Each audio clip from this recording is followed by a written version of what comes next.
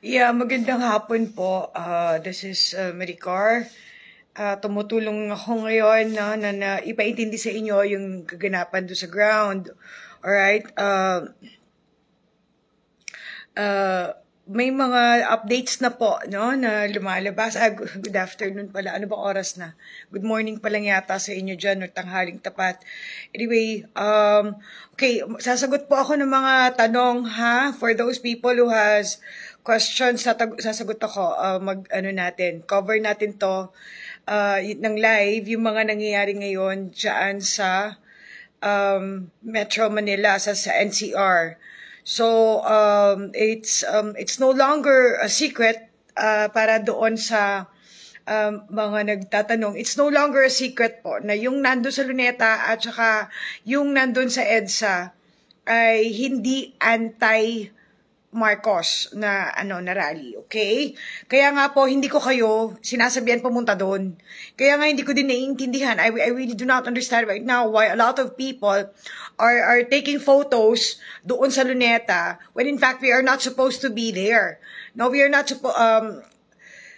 wala po doon yung atin, wala doon, the organic DDS at saka yung po talagang may gusto na lumaban, gusto talagang mag-support. Nandun sila lahat sa Mendiola area. Nandun yung focus nila.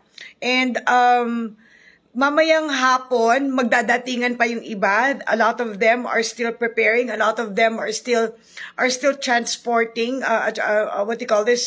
in transit rather, going to Mendiola. No? Ground zero po is Mendiola. Hindi ko kayo ililigaw, hindi ako sasali doon sa mga tao na magyayaya sa inyo ng malayo sa palasyo. Kasi, may nag-advise po sa akin kung wala daw tao sa loob ng palasyo, might as well ang tumao doon mga tao. I think it's a very, very good, idea, na yung mga Pilipino ang tumao sa Malacanang, hindi yung bangag. So if that is one way of doing this, then 'di ba? Sinabihan lang naman ako, in-advisean lang din ako ng isang uniformadong tao, na nagsabi sa akin na, ma'am, it doesn't look like they are there. Ito pa ang masaklap, mukhang nagbakasyon grande lang sila. Pinagtatawanan po nila ang kilos ninyo. Kasi wala naman daw lumalabas, so it doesn't matter, parang ganon. It doesn't matter kung lalabas ba kayo o hindi. It doesn't work. It doesn't they're laughing at us. Kaya nga ngayon ang ginawa nila is ipinapakita nila na mas marami sila compared sa atin. Mas marami tayo, especially in NCR. Nung time na meeting the avance si tatay, that is the number one figure na gusto nilang gibain right now. Although of course they will never ever be able to, pero yun ang ginagawa nila ngayon. Palalabasin nila dyan at nagsisimula sila magpakalat ng tao right now para ang gagawin nila is i-edit nila yung crowd, pagpapatong-patungin para mas marami kunwari sila kumpara sa atin. Now, this is the real eksena. We have to stay. We have to be in Mendiola and we have to stay. Okay? Walang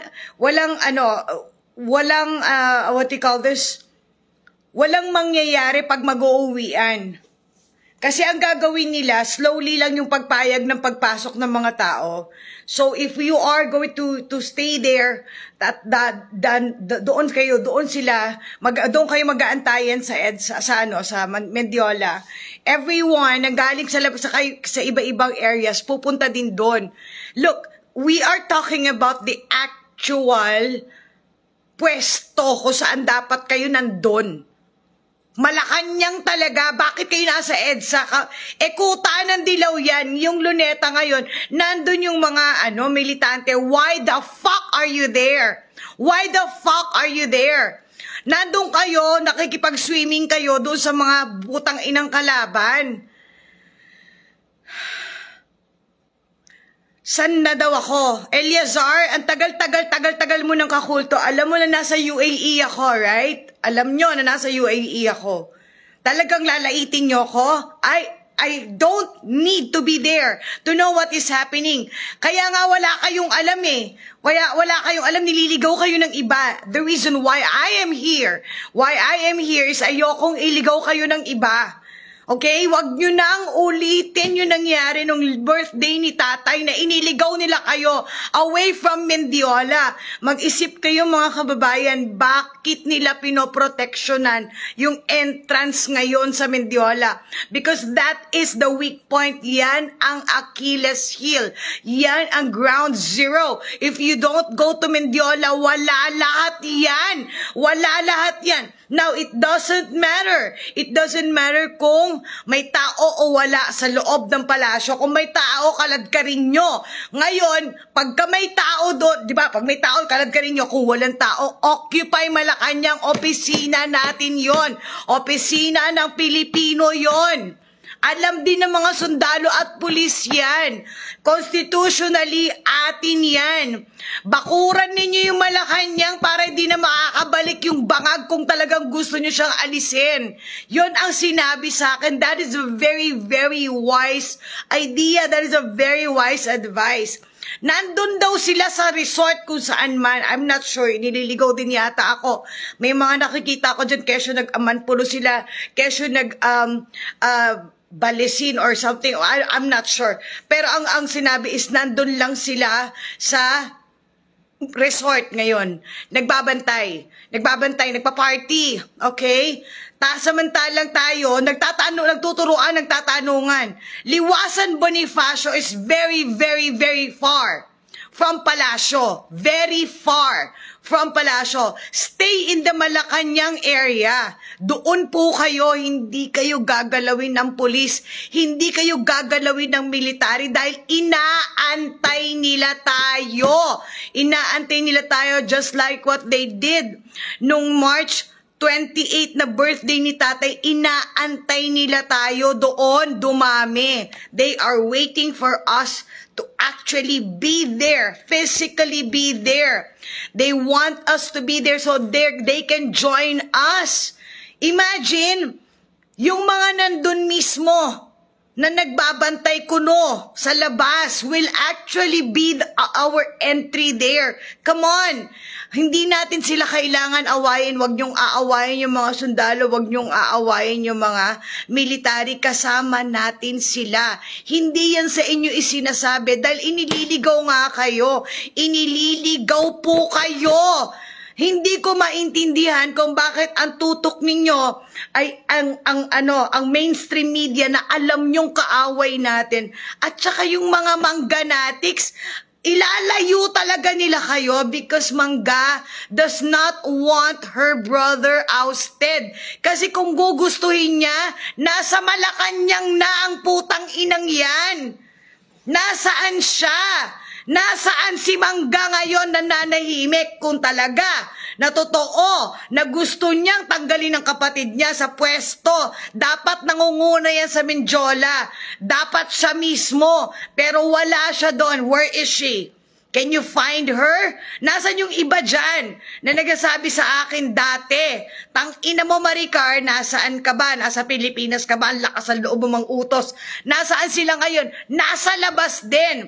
Now, you're telling me, ako kanina pa po, madaling araw, nagko-cover ng nangyayari sa Mendiola. Ang mga kausap ko po, nandoon, nagmamakaawa sa akin. Ma'am, naka-uniforme sila ha? Ma'am, paramihin niyo yung tao. Wala kaming magagawa kung maraming tao. Nangyari na po ito nung March 28 ng birthday ni Tatay Digong. Panindigan nyo na ngayon. It's now or never. They are requesting for us to be there. Maawa kayo. Maawa kayo. Madaling pumunta doon and stay there. Stay the fuck there. Walang mangyayari pag nagpunta ka. Ang layo po ng EDSA. Yung EDSA pwede siguro yung mga nando, sige fine if they cannot really move. Pero mas maganda kung iaangkat going to Mendiola. The real fight is not in EDSA. That is Dilao. That is Dilao fight. Nandun po sila kasi martial law declaration anniversary ngayon. They are mocking us. Kaya nandun sila. Tingnan nyo ha, declaration ng martial law ngayong araw na to. And they are celebrating it.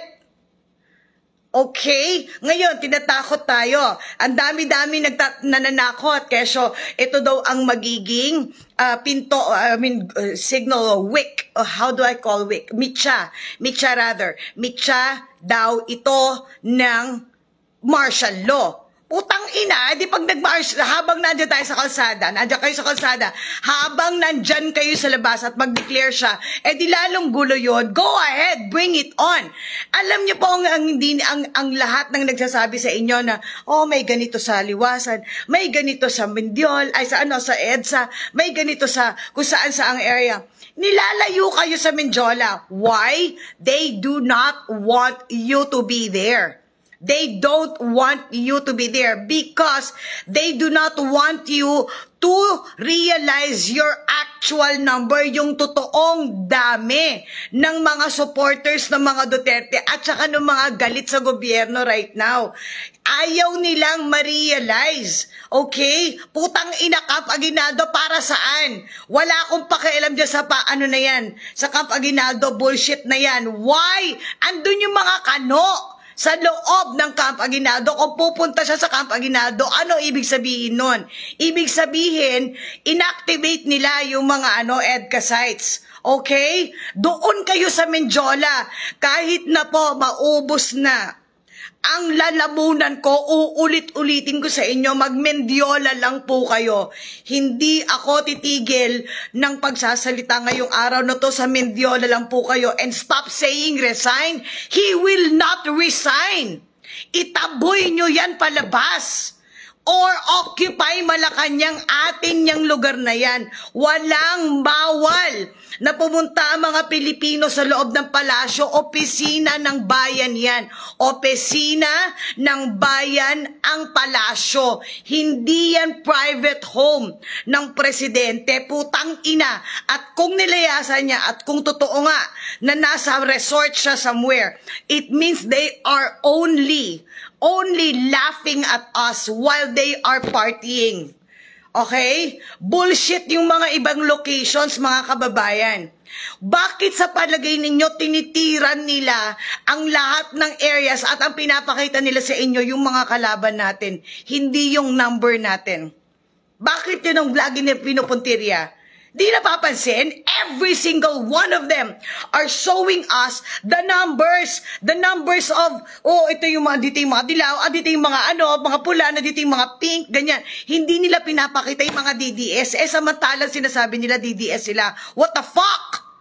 Ako, sinasabi ko sa inyo, ang organic na tao nandoon sa Mendiola. Ang mga organic na tao po ang nakikipag-usap. Ang mga organic na tao ang nagsasabi sa akin, magstay po kami sa Mendiola. If people are going to stay there, doon din po darating. Doon darating yung pagkain, yung mga supply ng tubig, pati yung mga portalets, yung mga first aid kits, doon dadalin sa Mendiola because that is where we are supposed to gather. Doon lang pala lagi. Doong birthday ni tatay nung inatras kayo sa Liwasan Bonifacio, ano nangyari? Wala, namatay. And right now, ito pa another thing na dapat ninyong isipin. Bakit andun ang mga barikada sa Mendiola area? Maluwag pa sa bagong panganak ang EDSA, Liwasan, whatever have you na kung ano-ano. Hindi nila pinoproteksyonan because they are not afraid there. Because napaghandaan na po nila yung mga areas na yon. Napaghandaan na ng administrasyon yung mga area na ipinapakalat ng mainstream media para doon kayo pumunta to lessen the crowd in Mendiola. To lessen, to protect Malacanang. Every single person na hindi nagsasabi sa inyo na mag-Mendiola kayo, it means pinoproteksyonan nila yung palasyo because they do not want bangag out. Okay? Dapat papunta ng Mendiola, mga kababayan, doon po pupunta yung iba, mga susunod, papunta ng Mendiola today. Wag nyo po ninyong wag nyo na pong bitawan yan. Parang awa nyo na wag nyo na pong bitawan yan. Hindi kayo gagalawin ng military at ng pulis. Okay? I hope malinaw yan. Alright, may pumasok po na message. Sandali lang, babasahin ko lang. Okay. Ayan, ma'am. Okay, kakapasok ko lang na ma'am. Nandito pa kami. Hindi kami aalis dito. Naka-duty kami hanggang mamayang gabi. Pag dumami to, dadamay na namin ang pamilya namin. Sasali po ang pamilya nila ng mga, alam niyo na kung sino yun. This is a deja vu of Mendiola nung March 28 nung birthday ni tatay na pinigilan nila tayo at inalis tayo. Inalis nila tayo sa Mendiola. We cannot allow this to happen again. Okay? Parang awa nyo na. Stay in Mendiola. Stay in Mendiola, mga kababayan. Because pinagtatawanan nila tayo right now. If we don't stay in Mendiola, everything will go back to fucking Stone Age. Pag hindi tayo lumaban ngayong araw, may kumibo sa akin kanina, ano ibig sabihin, pag hindi lumaban ngayon, hindi na tayo lalaban ulit, mahirap po kayo i-gather. This is a momentum we are talking about. Ang napakahirap puntiryahin sa mga Pilipino, momentum. Ang hirap, lalo dyan sa NCR. Ang hirap. Napansin nyo ba? You pay more attention to what the fucking NPAs, the fucking artistas, yun ang pinafocus ninyo. Hindi nyo pinafocus yung laban nyo. You allow them to distract you. Why? Do not allow them. Do not allow them to take your attention away from your galit. This is your fight. Why are you allowing them to lead you where the fight is not even present? Why? Maawa po kayo.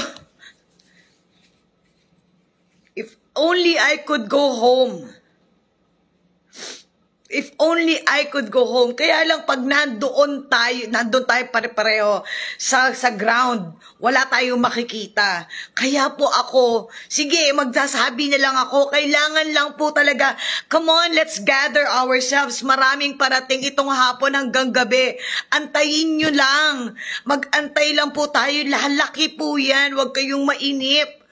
Okay, yun ang ginagawa nila, pinapakita nila, manipis pa naman yung tao, wala siguro dito. Hindi totoo yun.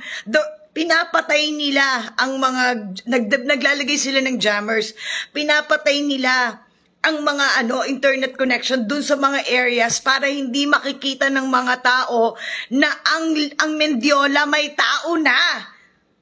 Hindi nila... Bakit kayo matatakot sa martial law? Yung martial law, mas kawawa kayo. Yan ang panakot nila sa inyo. At saka yung mga putang ina na nagsasabi, we are not supposed to be there kasi wala tayong permit. Putang ina! May permit ba silang binigay sa atin? May permit ba silang hiningi sa taong bayan nung ninakaw nila lahat ng pera na yan? No! Bakit mangingi kayo ng permit para sa galit nyo? What the fuck is that? Come on! Come on! We need each other to... Come on, sorry, pasensya na yung mga nagsasabi, sana umakit ako, sana umakit ng ganyan. No, hindi po ako nandito para magpa-KSP at magpa-media or magpa-mileage. No, I am telling you, kayo mismo na kayang ma-reach ng boses ko, however small it is, please, kayong magtumulong na ipakalat ito.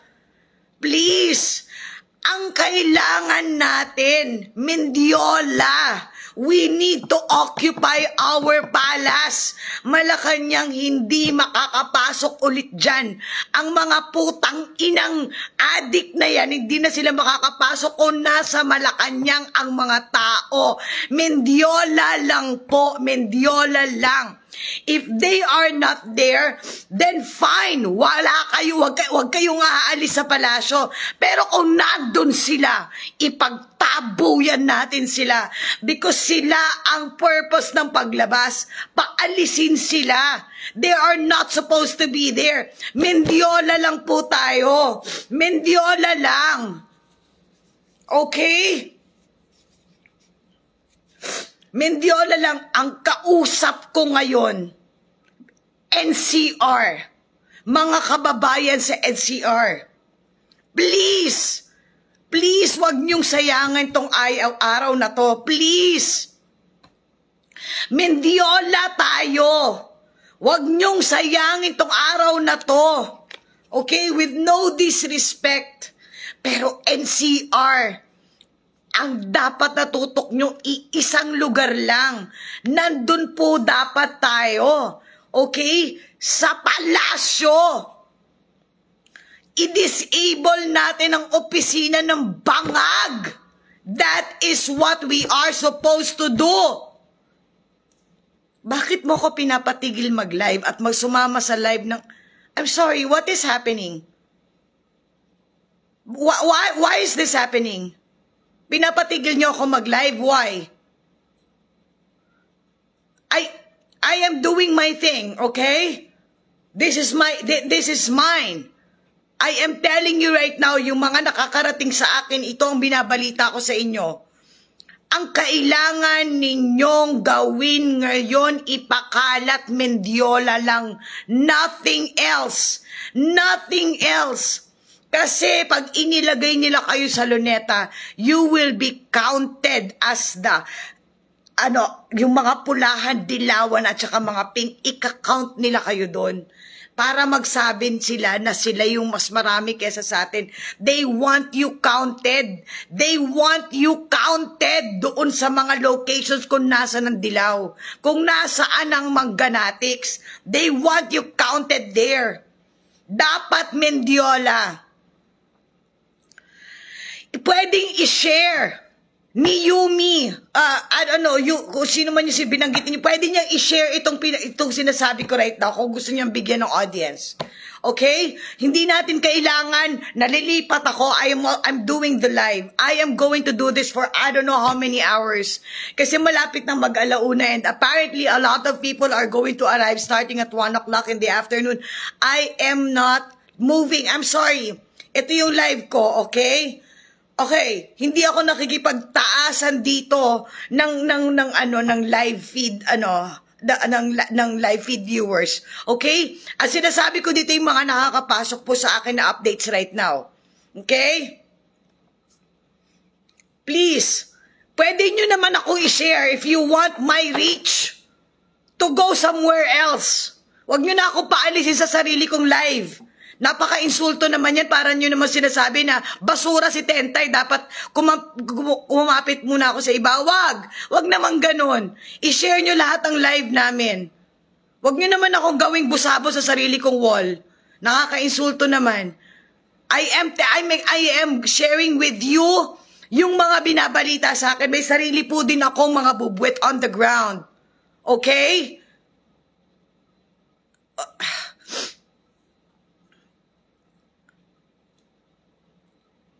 Mag-Mendiola po lahat. Hindi ko kailangan nga, i-share nyo ako para maraming audience. I-share din ako ni Yumi. We could help each other. I do not know Yumi. I'm sorry. Hindi ko siya kilala. Okay? I am doing my thing here. Why are you asking me to leave my own life? Wag naman ganon. Para... I'm sorry, I know. You want... Okay, so, ito po, uulitin ko. Wag kayong papayag na makasama sa kinakount nilang ulo doon sa EDSA at saka sa Luneta, because yun, EDSA and Luneta, BBM yan. BBM rally yan, BBM funded yan. Alright? Ang ayaw nilang malaman ng kahit sino is yung sa Mendiola. They are not encouraging anyone to go there kasi kailangan nilang protektahan ang Mendiola dahil andun ang Malacanang. Kaya nga katulad na sinasabi ko sa inyo, if you want to paralyze this fucking government, ang ganda ng itinimbre sa akin. Occupy Malacanang. Kung wala doon si Bongbong dahil daw nag-outing sila at siguro naghihitit ng kung ano-ano. Kung walang tao sa palasyo, tayo ang tumao. Mga Pilipino, opisina ninyo yan. Opisina ninyo yan. Just push it. Do not disrespect the military and police. Convince them na papasukin tayo sa loob. Convince them. Tell them that we are with them and let them know that they are with us. Kailangan natin makuha yung ating mga sundalo at mga pulis na sumusunod lang sa kanila. Sumusunod lang sa kanila. Now, tayo ang dapat nilang susundin if nilayasan sila doon. Yung ating mga sundalo at mga pulis are left for dead doon sa Mendiola area. Who the hell do you think they will be with? Tayo. Kaya nga po, malaking pasalamat ko doon sa mga tao na magbibigay. Okay, mamayang hapon daw, mamayang gabi, nandito sila ngayon, nanonood sila. You know who you are, yung magpa-provide ng pagkain at saka ng mga supplies, ng tubig, ng first aid kits, ng portalets, etc. Lahat po pupunta sila ng Mendiola. They will start getting there this afternoon hanggang mamayang gabi. It doesn't matter how long they stay, as long as the people will stay. We are not going to allow them to go back. Alam niyo ba yun? Hindi, nakilapansin nyo? Hindi pinalutang sa inyo yung ganon. Hindi sinabi sa inyo that you can actually go to Palasyo because opisina yan ninyo. Sinabi yan sa atin ni Tatay Digong, opisina natin. Ang Malacanang, opisina ng bayan. Kaya kahit sino welcome, hindi po yan private home nung mga bangag. Okay? Kahit ginagawa nilang parang nightclub, yung Malacanang, atin po yan. Atin po yan, alright? So we should go there. Kung gusto ninyo kayumi, dun kayo. You can share me if you want. Jesus Christ, wag nyo naman ako insultuhin, okay? Wag nyo naman ako insultuhin. You can share my live. Walang bawal. Nakalagay po dyan may share.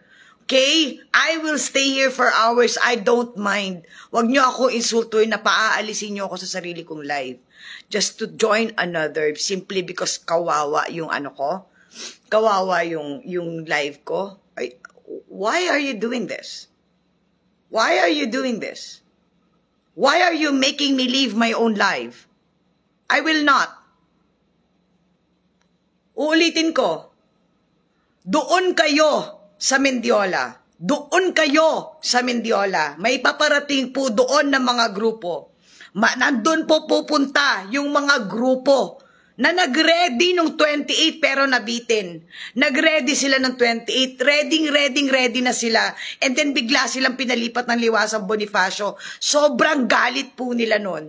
And now, this is their last hurrah. They know that this is gonna be it. Okay? We need to stay there para may aabutan sila doon. Kailangan po na may aabutan yung mga tao doon sa Mendiola. We should not leave. Okay? We should not leave. Mendiola lang po. Please lang, ipakalat ninyo. Mendiola lang. Huwag ninyong papayagan na malailagay lang kayo doon sa populasyon, sa picture, sa photo ops na dyan lang magaling ang bangag administration. Huwag ninyo pong payagan na mailagay lang kayo sa photo ops nila ng drone shot because they never had that and today they're going to do that with your numbers in it. Kahit na hindi kayo dapat kasama doon sa pictures nila, they will count you as one of them. They will count you as one of them. Dapat nagtataka kayo, bakit walang nagko-cover sa Mendiola? Bakit ganon? Nasaan yung mga media? May tao na doon sa Mendiola. Wala pong media doon.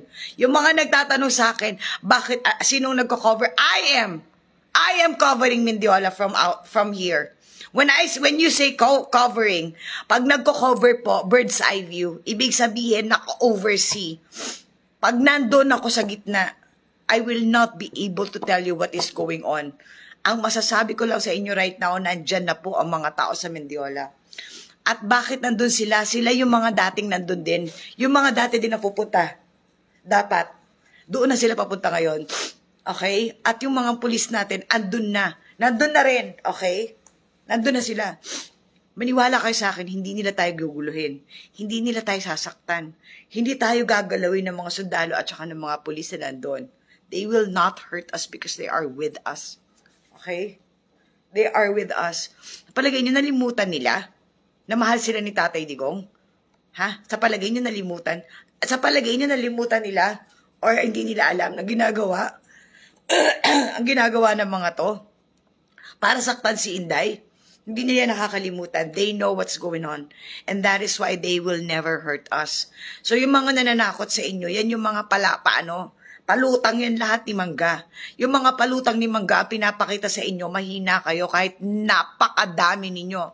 Because they know that once you realize your number, the sheer number of the Filipinos in Metro Manila alone, na dan mga Duterte supporters at talagang galit dito kay Bangag and they nagusto ang change talaga. Ayaw nila na ma-realize nyo ulit yung number ninyo.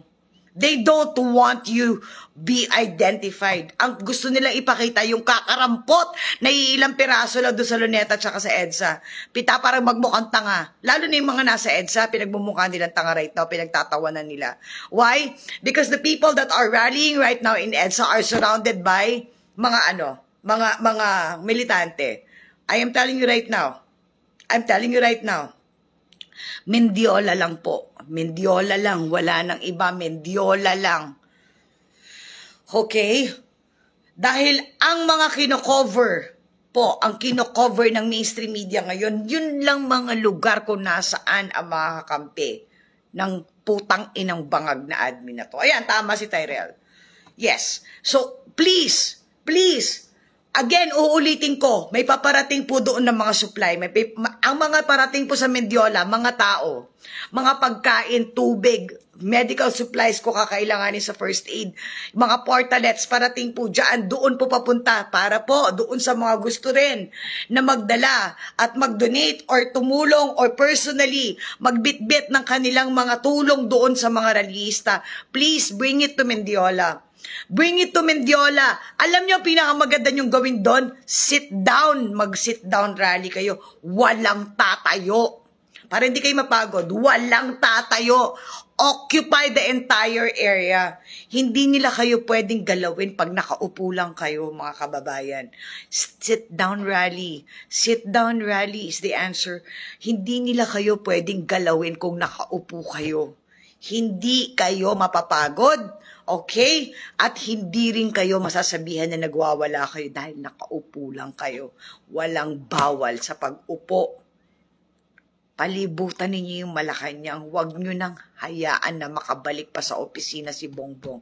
If that is really what you want to happen, do not allow him to go back to the office of the people, which is Malacanang. Atin ang Malacanang. Kung walang nagpaparealize sa inyo na ang Malacanang ay para sa tao, hindi para sa presidente, putang ina, kaaway natin yun. Kaaway natin yun. Kahit sino na naglalayo sa inyo, sa Mendiola, kaaway natin yun. May pinoprotectionan sila. At sino ang pinoprotection nila? Most likely, kapatid ni Bongbong. Okay? Ayoko na sanang idaan doon, kaya lang wala eh. Doon nang lagi, ang tutok ninyo, hindi laban nyo eh. You are allowing them to get your heads spin out of control to get you out of your focus sa galit ninyo. Yan ang problema. And don't ask him to resign. He will not resign. Occupy Malacanang. Yan po ang sinuggest sa akin. Occupy Malacanang. Umuwi kayo sa opisina ninyo. Doon po kayo magstay sa opisina natin ng mga Pilipino. Atin ang palasyo. Okay? Hindi yan. Ulitin ko. Hindi yan private property ng mga bangag. Stay in the palace. Stay in the palace. Guard the palace. Bantay, barikadaan nyo yung palasyo. Huwag kayong aalis. Maraming paparating doon. Maraming paparating. Doon lang po kayo. Please share this if you care. Please share this if you care. At saka parang awa nyo na ha. No offense, pero hindi ko kilala si Yumi. At saka yung mga tao nagsasabi sa akin na umalis ako sa sarili kong live, please, a little decency naman. I never ask any person to get out of their own life para sumali sa akin. Because may respeto ako sa ginagawa nila. Sana respetuhin nyo rin naman yung ginagawa ko. I'll be back in a while, okay? I'll be back in a few minutes. I just have to call somebody. Babalik po ako. Magko-cover po ako the whole day. Salamat po.